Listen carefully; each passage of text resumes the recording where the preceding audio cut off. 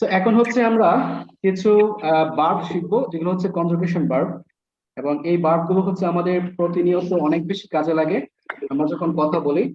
আমাদের এই conjugation verb গুলো কেন প্রয়োজন? কারণ আমরা যখন কথা বলি তখন আমরা তিনটা বিষয় নিয়ে কথা বলি। একটা হচ্ছে আমাদের প্রেজেন্ট, পাস্ট এবং পাস্ট পার্টিসিপল। ঠিক আছে, যেমন আমি করি, আমি করেছিলাম, আমি করেছি। ঠিক আছে, আমি যাই, আমি গিয়েছিলাম, আমি গিয়েছি। এই তিনটা ফর্ম নিয়ে আমরা কথা বলি, অর্থাৎ এইগুলো মেনটেন করে কিন্তু আমরা কথা বলি। সো এইগুলো হচ্ছে কনজুগেশন ভার্ব, আপনি বলতে পারেন ইরেগুলার ভার্বস। ওকে, দেখেন প্রথমে আছে প্রেজেন্ট ফর্ম, পাস্ট ফর্ম এবং পাস্ট পার্টিসিপল ফর্ম। আচ্ছা, একটা বিষয় বলি, ভার্বের পাঁচটা ফর্ম আছে। এটা হচ্ছে 1 number form, 2 number form, 3 number form, 4 number form, 5 number form. ঠিক আছে, এই পাঁচটা ফর্ম আছে। অর্থাৎ এখানে হচ্ছে ভার্বের সাথে এস বা ইএস যোগ হয়। এখন কথা হচ্ছে ভার্বের সাথে কখন আমরা এস বা ইএস যোগ করবো? যখন আপনারা লেকচার শিট 3-তে যাবেন, টেন্স পড়বেন, তখন আপনারা বুঝতে পারবেন যে কোন কোন ভার্বের সাথে আমরা এস যোগ করবো সাবজেক্ট ওয়াইজ। একটু বলে দেই, যদি আপনি সাবজেক্ট পান থার্ড পারসন সিঙ্গুলার নাম্বার, যেমন হি, তারপর হচ্ছে শি, ইট, অথবা কোনো নাউন, নাউন মানে কোনো নাম, এগুলোর সাথে আপনাদের কি করতে হবে? ভার্বের সাথে একটা এস বা ইএস যোগ করতে হবে। ঠিক আছে, যেমন হচ্ছে আই গো, আমি যাই, এখানে আই হচ্ছে ফার্স্ট পারসন, আর আই এর পরে যে ভার্বটা বসবে এটা ভার্বের 1 নাম্বার ফর্ম বসবে, অর্থাৎ বেস ফর্ম বসবে। এখানে কখনোই ভার্বের সাথে এস বা ইএস যোগ হবে না। যদি বলি সে যায়, হি গোস হয়ে যাবে, কারণ হিটা হচ্ছে এখানে third person singular number. That's why I use here E S, he goes. আমি যাই, সে যায়, আমি যাই, আই গো, সে যায়, হি গোস।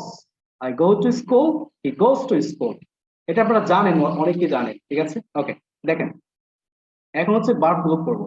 ভার্ব গুলো আমাদের কেন প্রয়োজন দেখেন। ডু মানে হচ্ছে করা, কোনো কিছু একটা করা, যেমন আই ডু দ্য ওয়ার্ক, আমি কাজটি করি। আমি যদি এখন বলি যে আমি কাজটি করেছিলাম, আই ডিড দ্য ওয়ার্ক, আমি কাজটি করেছি, আই ডান দ্য ওয়ার্ক হবে না। আপনাকে এখানে সাবজেক্ট ওয়াইজ একটা হ্যাভ বা হ্যাজ বসাইতে হবে। এখন কথা হচ্ছে ভাইয়া, আমরা কখন হ্যাভ আর কখন হ্যাজ বসাবো? কনফিউজড? আমি জানি না কখন হ্যাভ কখন হ্যাজ বসাবো, একটু বলে দেন। বলে দিচ্ছি, হ্যাভটা কখন ব্যবহার করবেন? যখন আপনি সাবজেক্ট হিসেবে সাবজেক্ট ফার্স্ট পারসন পাবেন, second person you, third person plural we, and then. এই চারটা সাবজেক্টের পরে আমরা অলওয়েজ হ্যাভ ব্যবহার করব। তাহলে এখন প্রশ্ন হচ্ছে আমরা কোন সাবজেক্টের ক্ষেত্রে হ্যাজ ব্যবহার করব? ওই যে বলেছিলাম third person singular number. Third person singular number কোনগুলা? হি, শি, ইট, অথবা নাউন। নাউন মানে কারো নাম, নাম বিশেষ। ঠিক আছে, এইগুলোর সাথে আমরা হ্যাজ ব্যবহার করব। যেমন আমি বলি I do the work, I do the work, আমি কাজটি করি, আমি কাজটি করেছিলাম, I did the work.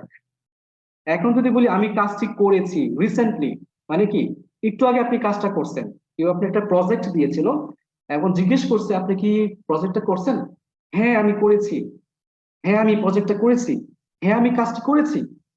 I have done the work, আমি কাজটি করেছি। এখন যদি বলি সে কাজটি করে, তাহলে কি হবে? He does the work, he does the work. কারণ আমি ডাজ কেন ব্যবহার করেছি? কারণ আমার সাবজেক্ট হচ্ছে থার্ড পারসন সিঙ্গুলার নাম্বার। অথবা সি, অথবা সি, সি ব্যবহার করতে পারেন। এখন যদি বলি করিম কাজটি করে, করিম হচ্ছে একজন ব্যক্তি, আর ব্যক্তি হলে এটা কি হবে? Third person singular number.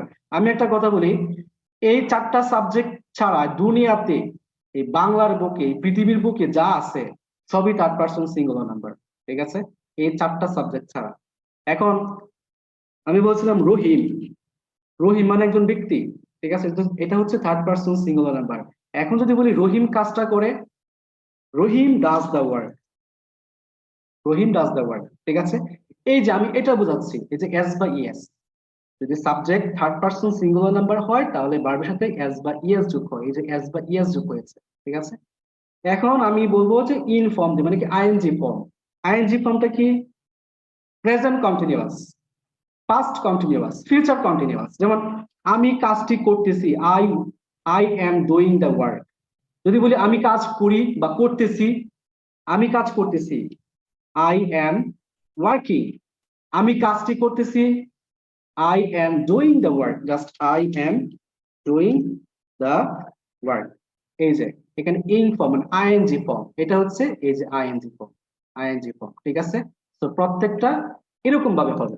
ওকে, দেখেন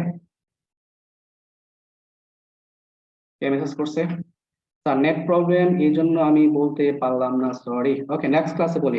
দেখেন ডু মানে করা, আই ডু দ্য ওয়ার্ক, এটা বুঝছি। I go to college, market, shop, Dhaka, Chittagong. আমি যাই, আই গো টু কোচিং, আমি কোচিং এ যাই। আমি ঢাকা গিয়েছিলাম, আমি বাজারে গিয়েছিলাম, আমি স্কুলে গিয়েছিলাম, আমি অফিসে গিয়েছিলাম, আই ওয়েন্ট টু অফিস। আমি অফিসে গিয়েছি, আই হ্যাভ গন। জাস্ট আপনি এইখানে পাস্ট পার্টিসিপল এসে সাবজেক্ট ওয়াইজ আপনি একটা হ্যাভ আর হ্যাজ বসাবেন। জাস্ট এইটুকু হচ্ছে আপনার বোঝার ব্যাপার, ঠিক আছে। এইটুকু হচ্ছে আপনার বোঝার ব্যাপার। এখন নিচে কি কি আছে আর কি আছে, যেমন কাম মানে কি আসা, এই মানে কি এসেছিলাম, আই হ্যাভ কাম আমি এসেছি, হি কেম হি কামস সে আসে, হি ইজ কামিং সে আসতেছে। এখন যদি বলি সে আসতেছিল, পাস্ট টেন্সে, অর্থাৎ অতীতকালে কোনো একটা কাজ চলমান ছিল, এটা হচ্ছে আমি বোঝাচ্ছি কারণ আপনার একটু বোঝা দরকার। আমি যখন টেন্স পড়াবো তখন এগুলো বিষয় আপনার একদম ক্লিয়ার হয়ে যাবে। অতীতকালে যদি একটা কাজ চলমান থাকে সেটা হয়ে যাবে past continuous, he was coming সে আসতেছিল। যদি বলি সে আসতে থাকবে, ভবিষ্যতে কোনো একটা কাজ চলমান থাকবে, সেক্ষেত্রে আমরা এটা ফিউচার কন্টিনিউয়াস টেন্স বলবো, যেমন আই উইল বি কামিং আমি আসতে থাকবো। ইট মানে কি খাওয়া, আই ইট রাইস আমি ভাত খাই, আই এইট রাইস আমি ভাত খেয়েছিলাম, আই হ্যাভ ইটেন রাইস আমি ভাত খেয়েছি, I have eaten rice. Read মানে কি পড়া, আই রিড এ নোবেল আমি একটি উপন্যাস পড়ি। এখন এখানে কি হবে, এখানে কি হবে ভাইয়া, স্পেলিং তো একই, তাহলে উচ্চারণ কি ভিন্ন? অবভিয়াসলি উচ্চারণ ভিন্ন। কিরকম ভিন্ন? প্রেজেন্ট ফর্মে রিড হচ্ছে রিড, আর এটা হয়ে যাবে রেড, রেড। জাস্ট কি উচ্চারণটা ভিন্ন, red, red. I red A Nobel আমি একটি নোবেল অথবা উপন্যাস পড়েছিলাম। আই হ্যাভ রেড আমি পড়েছি, কি পড়েছেন? একটি বই পড়েছি, আই হ্যাভ রেড এ বুক আমি একটি বই পড়েছি। সে একটি বই পড়েছে, হি রিডস এ বুক। সে একটি বই পড়তেছে, he is reading a book.